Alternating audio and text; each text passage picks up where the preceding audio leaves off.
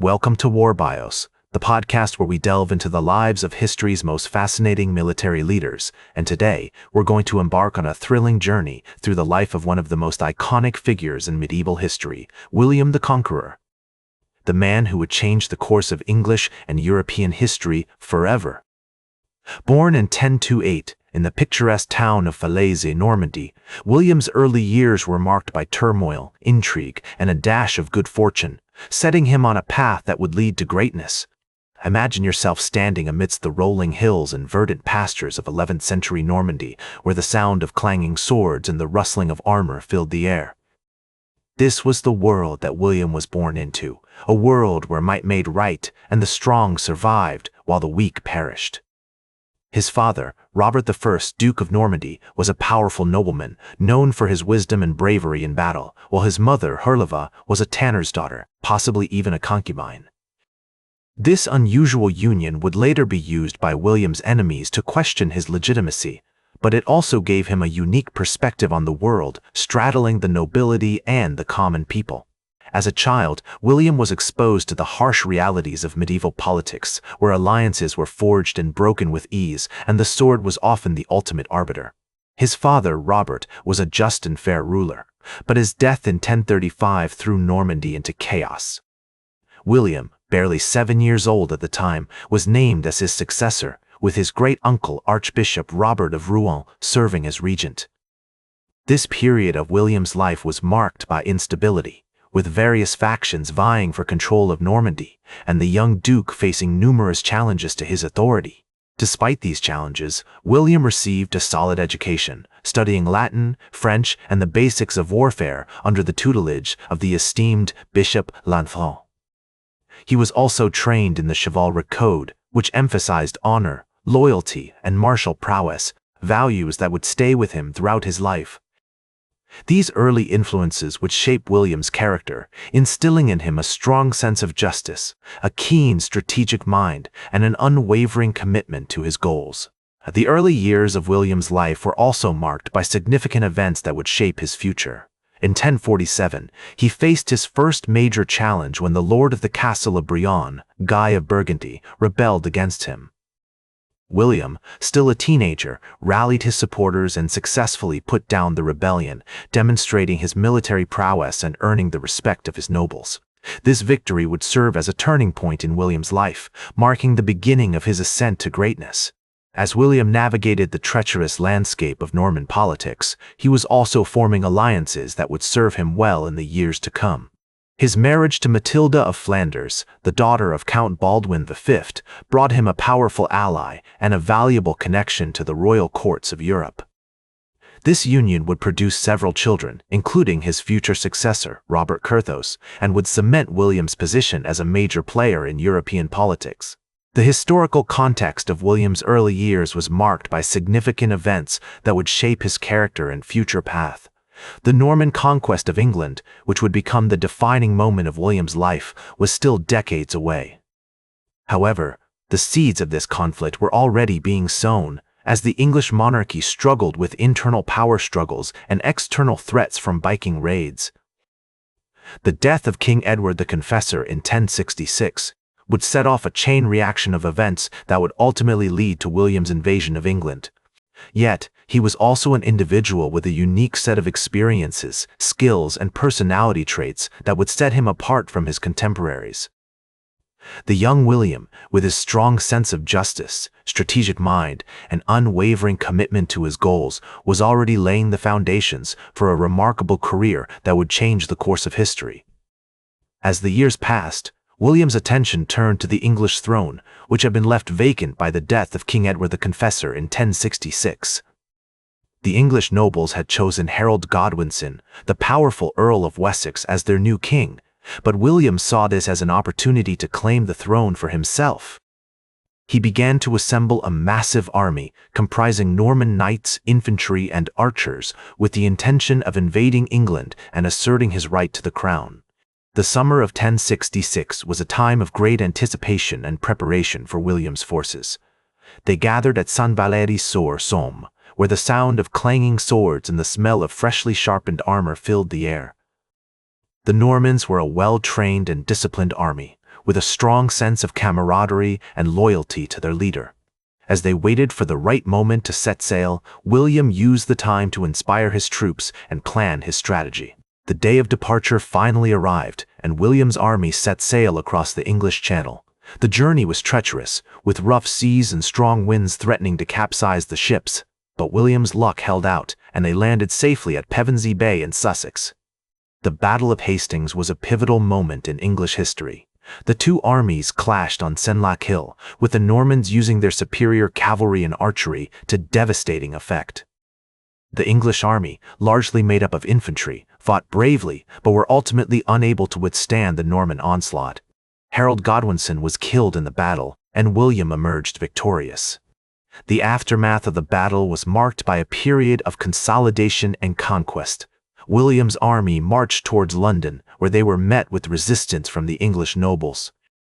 But William's military prowess and strategic mind allowed him to overcome these challenges, and he was eventually crowned king at Westminster Abbey on Christmas Day 1066.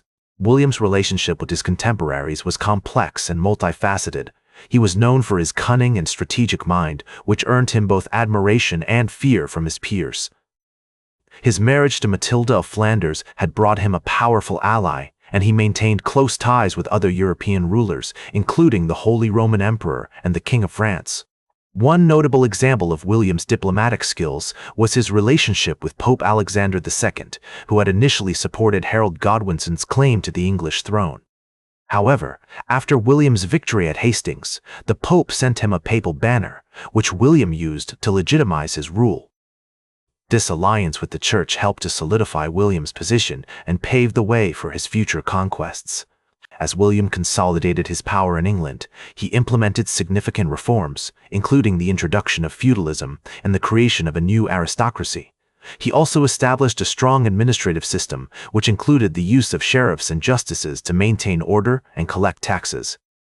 The Domesday Book, a comprehensive survey of England's landholdings and population, was another notable achievement of William's reign, providing valuable insights into the social and economic structures of medieval England. The impact of William's conquest on English society and culture cannot be overstated. The Norman conquest brought about significant changes to the English language, as French became the language of the ruling class. It also introduced new architectural styles, such as the Romanesque, which can be seen in buildings like the Tower of London and Canterbury Cathedral. Furthermore, the conquest paved the way for future English monarchs, including the Plantagenets and the Tudors, who would shape the course of English history for centuries to come. In the words of William's biographer, "He was a man of great wisdom and cunning, who knew how to wait for the right moment to strike." This assessment captures the essence of William's character, a man who was both a skilled military leader and a shrewd politician. The years following the Norman conquest were marked by significant challenges, as William worked to consolidate his power and establish a new order in England. He faced rebellions from various Anglo-Saxon lords who resented the Norman occupation and sought to restore their traditional rights and privileges. However, William's military prowess and strategic mind allowed him to quell these uprisings and maintain control over his newly acquired territory. One notable example of William's military campaigns was his suppression of the rebellion of the Earls in 1071, which was led by Earl Ralph of Norfolk and Earl Roger of Hereford. The rebels had hoped to take advantage of William's absence in Normandy, but he returned to England quickly and crushed the rebellion, executing many of the leaders and confiscating their lands. As William continued to assert his authority in England, he also turned his attention to other parts of the British Isles. In S72, he launched a campaign against Scotland, which had been raiding English border towns and supporting Anglo-Saxon rebels. The campaign was successful, and William forced the Scottish king, Malcolm III, to sign the Treaty of Abernethy, recognizing Norman supremacy and agreeing to pay homage to William. William's reign was also marked by significant cultural and intellectual achievements. He was a patron of the arts, and his court attracted scholars and poets from across Europe. His conquest of England marked the beginning of a new era in English history, one that would be shaped by the Norman culture and language. And yet, despite his significant achievements, William remains a somewhat enigmatic figure, a man whose motivations and personality continue to fascinate and intrigue historians to this day. As William the Conqueror's reign progressed, the seasoned warrior king continued to face challenges from within and outside his kingdom, much like a master chess player navigating a complex board of alliances and rivalries. Despite these obstacles, he remained a shrewd and effective leader, always seeking to consolidate his power and secure his legacy with the strategic finesse of a skilled commander. In his later years, William turned his attention to the administration of justice, establishing a robust system of laws and courts that would serve as a model for future English monarchs, much like a sturdy fortress protecting the realm from chaos. One of William's most significant contributions during this period was the creation of the Curia Regis, a council of advisors that helped him make key decisions on matters of state. This institution not only facilitated more efficient governance, but also provided a platform for William to surround himself with wise and experienced counselors who could offer guidance on everything from diplomacy to military strategy. As he once remarked, "A king without wise men is like a ship without a rudder," highlighting the importance he placed on seeking guidance from others, much like a seasoned naval commander relying on his trusted navigators to chart a safe course through treacherous waters. The Curia Regis was more than just an administrative body. It was a symbol of William's commitment to effective governance and his willingness to listen to diverse perspectives. This approach allowed him to balance the competing interests of his nobles, clergy, and commoners, ensuring that his kingdom remained stable and prosperous. By fostering a culture of cooperation and consultation, William demonstrated his ability to adapt and evolve as a leader, much like a skilled tactician adjusting his battle plan in response to changing circumstances on the battlefield. As the years passed, William's health began to decline, and he became increasingly preoccupied with the succession of his throne. He divided his territories among his sons, with Robert receiving Normandy, William Rufus gaining England, and Henry inheriting a large sum of money. This decision would ultimately lead to conflict among his sons, but it reflects William's desire to ensure the continued stability and prosperity of his dynasty, much like a wise general dividing his troops to secure key strongpoints on the battlefield. The division of his territories also highlights William's complex personality, driven by a mix of ambition, strategic thinking, and family loyalty. On one hand, he wanted to provide for his sons and ensure their futures. On the other hand, he was aware that this decision could lead to conflict and potentially destabilize his kingdom.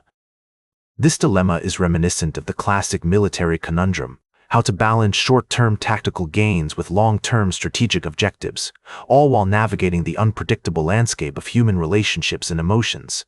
William the Conqueror died on September 9, 1087, while on a campaign in France, his life cut short by a fever that swept through his camp like a deadly enemy. He was buried in the Abbey Church of Saint Seconate.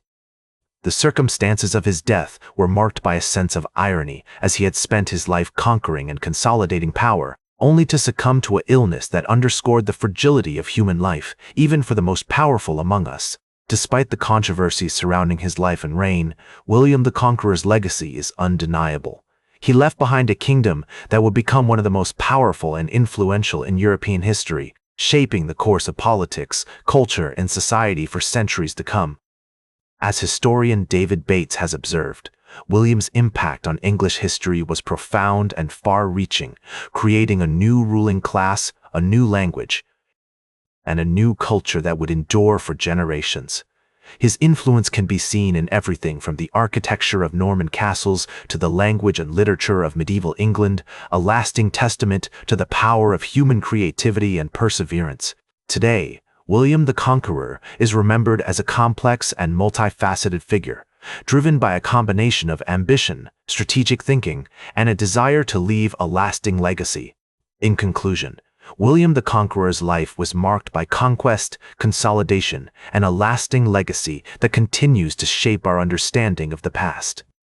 Through his military campaigns, administrative reforms, and cultural achievements, he left an indelible mark on English history, creating a new era of Norman dominance that would endure for centuries.